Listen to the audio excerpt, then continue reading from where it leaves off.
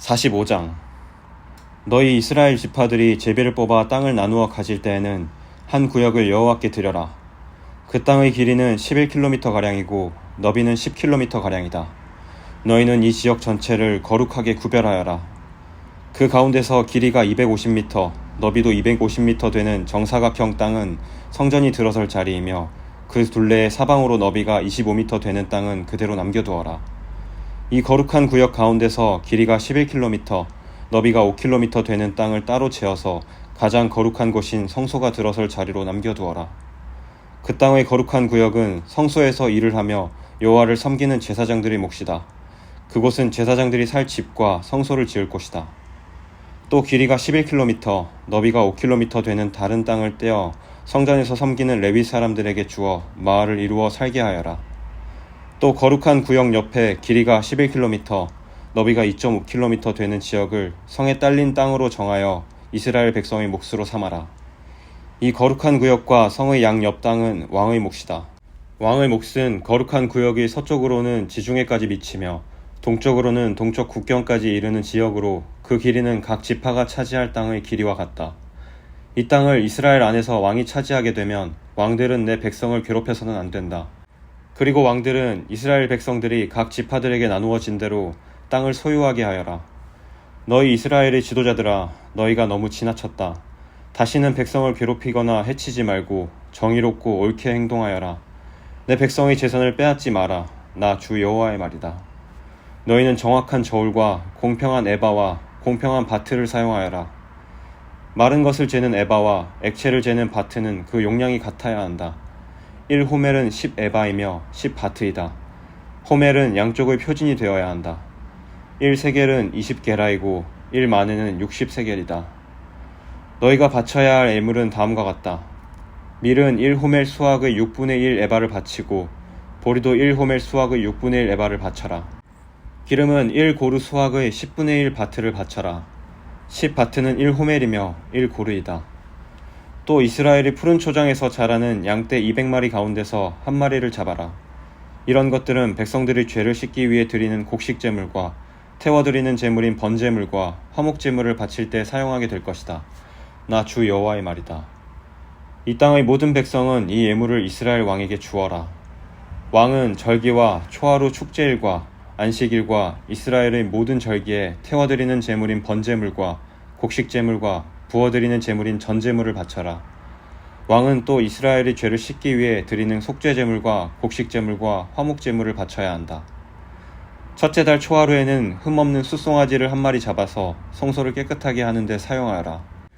제사장은 속죄제물의 피를 가지고 성전 문설주와 제단 아래층의 내 모서리와 안뜰문의 문설주에 발라라. 그 달 7일에도 우연히 죄를 지었거나 모르고 죄를 지은 사람을 위해 그렇게 하여라. 너는 이런 방식으로 성전을 위하여 죄를 깨끗이 하여야 한다. 첫째 달 14일에 유월절을 지켜라. 이때에는 7일 동안 누룩 없는 빵을 먹어라. 그날의 왕은 자기와 이 땅 모든 백성을 위해 송아지 한 마리를 바쳐 죄를 씻는 속죄제물로 삼아라. 절기 기간인 7일 동안 왕은 매일 흠없는 숫송아지 7마리와 순양 7마리를 여호와께 태워드리는 제물인 번제물로 바쳐라. 그리고 매일 순염소 한 마리를 죄를 씻는 제물인 속죄제물로 바쳐라. 또 왕은 숫송아지 한 마리에 곡식제물 1에바, 순양 한 마리에도 곡식제물 1에바를 바쳐라. 그리고 곡식제물 1에바마다 올리브 기름 1흰씩을 바쳐라.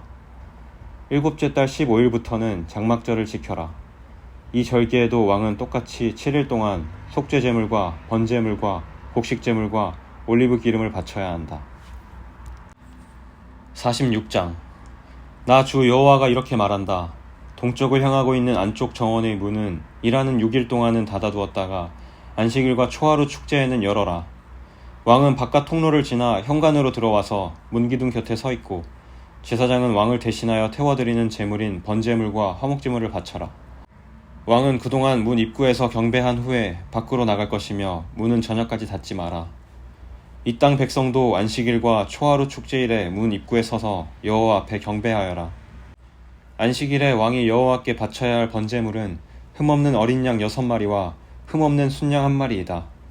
순양 한 마리와 함께 드리는 곡식제물의 양은 1에바이다. 하지만 어린 양들과 함께 드리는 곡식 제물은 그가 원하는 만큼 바칠 수 있다. 그리고 이 경우 곡식 1에바를 바칠 때마다 올리브 기름 1흰도 함께 바쳐라. 초하루 축제일에는 모두 흠없는 숫송아지 1마리와 흠없는 어린 양 6마리와 흠없는 순양 1마리를 바쳐라. 숫송아지 1마리와 함께 드리는 곡식 제물의 양은 1에바이다. 순양 1마리의 경우도 마찬가지다. 하지만 어린 양을 드릴 경우 곡식 제물의 양은 그가 원하는 만큼 바칠 수 있다. 그리고 이 경우 곡식 1에바를 바칠 때마다 올리브 기름 1흰도 함께 바쳐라. 왕은 성전에 들어올 때 현관으로 들어오고 나갈 때도 그곳으로 나가거라. 이 땅 백성이 절기를 맞아 여호와 앞에 나아올 때 북쪽 문으로 들어온 사람은 남쪽 문으로 나가고 남쪽 문으로 들어온 사람은 북쪽 문으로 나가거라. 누구든지 같은 문으로 들어와서 같은 문으로 나가면 안 되고 반드시 들어온 문과 반대되는 쪽으로 나가야 한다. 왕은 백성들과 함께 들어왔다가 그들과 함께 나가거라. 절기들과 특별한 날들에는 밀가루 1에바를 곡식제물로 바치되 숫송아지 1마리와 함께 바쳐라. 그리고 순양 1마리에도 밀가루 1에바를 곁들여 바쳐라. 하지만 어린 양을 드릴 때에는 드리고 싶은 만큼 곡식제물을 바칠 수 있다. 곡식 1에바를 바칠 때마다 올리브 기름 1흰도 함께 바쳐라. 왕이 여호와께 번제물이나 화목제물을 바치고자 할 때는 왕을 위해 동쪽 문을 열어두어야 한다. 왕은 안식일에 하듯이 번제물과 화목제물을 바치고 나갈 것이며 왕이 나가면 문을 닫아야 한다. 너희는 매일 아침마다 1년 된 흠없는 어린 양을 여호와께 태워드리는 번제물로 바쳐라. 또 아침마다 곡식제물과 함께 어린 양을 바쳐라. 어린 양을 바칠 때에는 밀가루 6분의 1 에바와 기름 3분의 1 흰을 함께 바쳐라. 이것이 여호와께 바칠 곡식제물이며 지금부터 영원히 지켜야 할 규정이다. 그러므로 제사장은 언제나 이와 같이 어린 양과 곡식제물과 올리브 기름을 번제물로 바쳐라. 왕이 자기 아들에게 땅을 선물로 주면 그 땅은 그 아들의 자손이 것이 되어 그들 가족의 재산이 될 것이다. 그러나 왕이 자기 종에게 땅을 선물로 주면 그 땅은 자유의 해까지만 그 종의 것이 되고 그 뒤에는 다시 왕의 것이 된다. 왕의 땅은 오직 왕의 아들에게만 주어진다. 왕은 백성의 땅을 빼앗고 그들을 쫓아내서는 안 된다. 왕이 자기 아들에게 땅을 줄 때는 자기 땅 가운데서만 주어라. 그리하여 내 백성이 자기 땅에서 쫓겨나는 일이 없어야 한다. 그때 그 사람이 나를 데리고 문 곁에 있는 통로를 지나 제사장들이 사용하는 거룩한 방으로 들어갔는데 그 방은 북쪽을 향해 있었다. 그곳에서 그는 내게 서쪽 끝에 있는 한 곳을 보여주었다. 그 사람이 내게 말했다. 이곳은 제사장이 허물을 씻는 제물인 속건제물과 죄를 씻는 제물인 속죄제물을 삶고 곡식제물을 굽는 곳이다. 이곳에서 삶으면 제사장이 그 제물들을 바깥들로 가져나갈 필요가 없어지고 따라서 백성은 다치지 않게 된다. 그런 후에 그 사람은 나를 데리고 바깥들로 나가서 뜰 네 모퉁이를 돌았다. 뜰 모퉁이마다 작은 뜰이 있었다. 뜰 네 모퉁이에 작은 뜰들이 있었는데 그 뜰의 길이는 20m요 너비는 15m였다. 모퉁이에 있는 네 뜰의 길이는 모두 같았다. 작은 네 뜰을 빙 둘러 돌담이 있었고 돌담 안에는 불을 지피는 부엌이 있었다. 그 사람이 내게 말했다. 이곳은 부엌이다. 성전 제사장들이 백성의 제물을 여기서 삶는다. 47장. 그 사람이 나를 데리고 성전 출입문으로 갔다. 내가 보니 성전 문지방 아래로부터 물이 나와 성전 동쪽을 향해 흐르다가 성전 남쪽 끝, 곧 제단 남쪽으로 흘러내리고 있었다. 그 사람이 나를 데리고 북쪽 문을 지나 동쪽 문 바깥으로 갔다. 내가 보니 그 물이 남쪽으로부터 흘러내리고 있었다. 그 사람이 손에 줄자를 가지고 동쪽으로 가서 500m쯤 잰 뒤에 나를 이끌어 발목까지 차오르는 그 물을 건너게 했다. 그 사람이 또 500m쯤 되는 거리를 잰 뒤에 나를 이끌어 물을 건너게 했는데 물이 무릎까지 차올랐다. 다시 그가 또 500m쯤 되는 거리를 잰 뒤에 나를 이끌어 물을 건너게 했는데 이번에는 허리까지 물이 차올랐다. 다시 그가 500m쯤 되는 거리를 쟀는데 이번에는 그 물을 걸어서는 건널 수 없고 헤엄을 쳐야만 건널 수 있는 강이 되었다. 그 사람이 내게 물었다. 사람아, 이것이 보이느냐? 그런 뒤에 그 사람이 나를 데리고 강 언덕으로 다시 올라갔다. 그곳에 도착하여 보니 강 양쪽에 나무가 무척 많이 있었다. 그 사람이 내게 말했다. 이 물이 동쪽 지역으로 흘러서 아라바로 내려갔다가 사해로 흘러 들어가면 사해 물은 맑은 물이 될 것이다. 이 강이 흐르는 곳마다 온갖 생물들이 살게 될 것이다. 사해 주변에 물고기들이 살게 될 것이니 이는 이 물이 흘러가는 곳마다 짠물이 변하여 민물이 되기 때문이다. 이 물이 흐르는 곳마다 생물이 번성할 것이다. 바닷가에는 어부들이 많이 모여들 것이며 엔게디부터 에네글라임까지 모두 그물 치는 곳이 될 것이다. 마치 지중해의 물고기 종류처럼 이곳에도 물고기 종류가 수없이 많아질 것이다. 하지만 늪과 갯벌은 살아나지 못하고 소금 땅이 될 것이다. 그 강 언덕 양편에는 온갖 종류의 과일나무가 자랄 것이며 그 잎사귀가 시들지도 않고 열매가 떨어지지도 않을 것이다. 물이 성소에서부터 흘러나와 과일나무들을 적시기 때문에 나무들이 달마다 열매를 맺을 것이다. 나무 열매는 식량으로 쓰고 나무 잎사귀는 약으로 쓸 것이다. 주 여호와께서 말씀하셨다. 이스라엘의 12지파에게 나누어 줄 땅의 경계선들은 다음과 같다. 요셉 지파에게는 2몫이 주어진다. 땅을 나눌 때에는 공평하게 똑같이 나누어야 한다. 이 땅은 내가 너희 조상에게 주기로 한 약속의 땅이므로 이 땅은 너희의 영원한 재산이 될 것이다. 땅의 경계선은 다음과 같다. 북쪽 경계선은 지중해에서부터 헤들론을 따라 하맛 어귀를 지나 스닷을 거쳐 다마스커스와 하맛 지역 사이에 있는 브로다 시브라임에 이르고 하우란 땅 경계에 있는 하셀 핫디고네까지 이른다. 이렇게 북쪽 경계선은 지중해에서부터 하살에논까지 이르는데 이 경계선은 하맛과 다마스커스 사이에 있다. 동쪽 경계선은 하우란과 다마스커스 사이에서 시작하여 길르앗과 이스라엘 땅 사이의 요단강을 지나 사해 옆의 다말까지 이른다. 이것이 동쪽 경계선이다. 남쪽 경계선은 다말에서 시작하여 무리봇 가네스의 샘을 지나 이집트 시내를 거쳐 지중해에 이른다. 이것은 남쪽 경계선이다. 서쪽 경계선은 지중해가 경계선인데 하맛 어귀 건너편까지이다. 이것이 서쪽 경계선이다. 그러므로 너희는 이 땅을 이스라엘 지파별로 나누어라. 너희가 이 땅을 나누어 재산으로 삼되 너희뿐 아니라 너희와 함께 사는 외국인들과 그들의 자녀들에게도 그 땅을 나누어 재산으로 삼게 하여라. 너희는 그 외국인들을 이스라엘에서 태어난 사람들과 똑같이 여겨 이스라엘 지파들과 함께 땅을 나누어야 한다. 외국인이 어느 지파와 함께 살든지 상관없이 그들에게도 땅을 나누어 주어야 한다. 나 주 여호와의 말이다. 48장 지파들의 이름은 다음과 같다. 단의 몫은 북쪽 경계선에서 시작하여 헤들론 길을 따라 하맛 어귀를 지나 다마스커스 북쪽 경계에 있는 하살에논까지 곧 하맛의 경계까지 이르는 동쪽에서부터 서쪽까지의 땅이다. 아셀의 몫은 단 지파를 경계선으로 해서 동쪽에서 서쪽까지이다. 납달리의 몫은 아셀 지파를 경계선으로 해서 동쪽에서 서쪽까지이다. 므낫세의 몫은 납달리 지파를 경계선으로 해서 동쪽에서 서쪽까지이다. 에브라임의 몫은 므낫세 지파를 경계선으로 해서 동쪽에서 서쪽까지이다. 르우벤의 몫은 에브라임 지파를 경계선으로 해서 동쪽에서 서쪽까지이다. 유다의 몫은 르우벤 지파를 경계선으로 해서 동쪽에서 서쪽까지이다. 너희는 유다 지파를 경계선으로 해서 동쪽에서 서쪽까지의 몫을 거룩한 지역으로 지정하여 특별한 예물로 바쳐야 한다. 그 너비는 12.5km이고 동쪽에서 서쪽까지의 길이는 다른 지파들의 몫과 똑같고 이 지역 가운데에는 성전을 세워야 한다. 너희가 나 여호와께 바쳐야 할 특별한 땅은 길이가 12.5km이고 너비가 5km이다.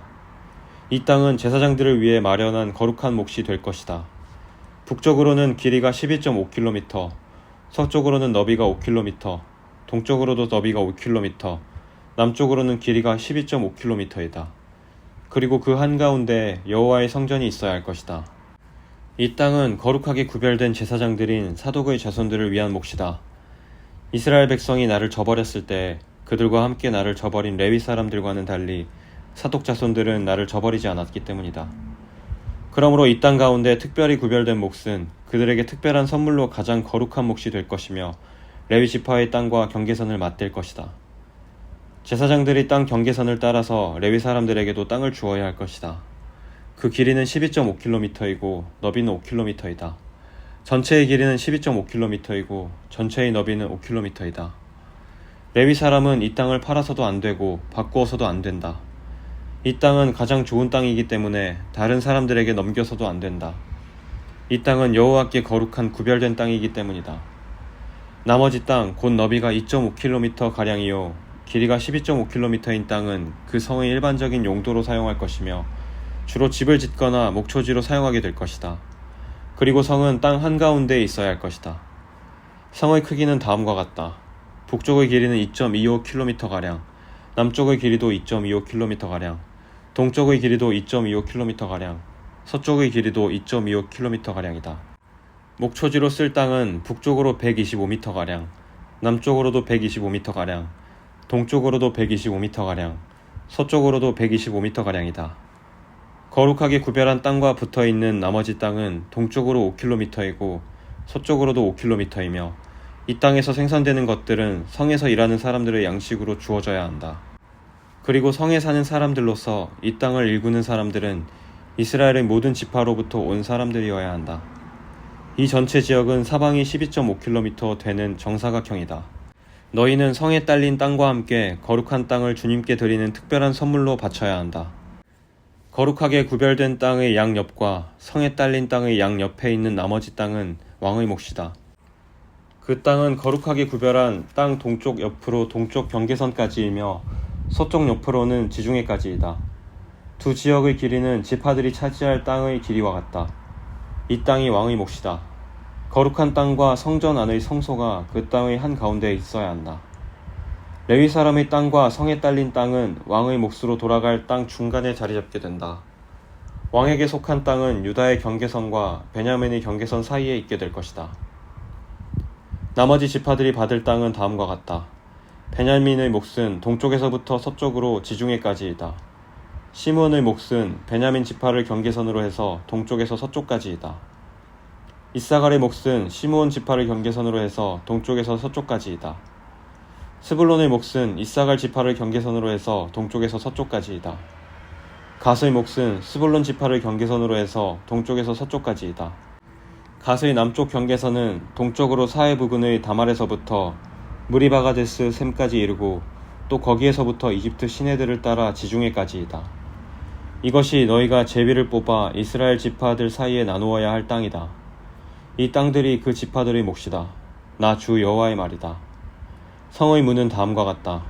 북쪽 성벽의 길이는 2.5km가량이다. 북쪽의 문은 모두 3개가 있는데 그 이름은 르우벤 문, 유다 문, 레위 문이다. 성문의 이름은 이스라엘 지파의 이름에서 따온 것이다. 동쪽 성벽의 길이는 2.5km가량이다. 동쪽의 문은 모두 3개가 있는데 그 이름은 요셉 문, 베냐민 문, 단 문이다. 남쪽 성벽의 길이는 2.5km가량이다.